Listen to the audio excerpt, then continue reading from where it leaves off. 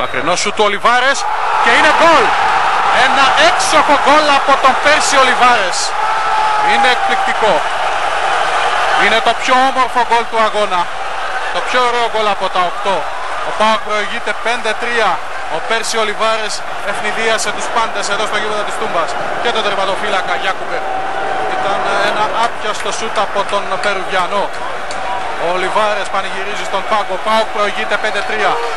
Πέτυχε αυτό που ήθελε, το 5ο γκολ. Το 3-0 εις βάρος του έχει γίνει 5-3. Δείτε εδώ από πόσο μακριά η μπάλα πρώτα στο οριζόντιο δοκάρι και μετά πέρασε την γραμμή.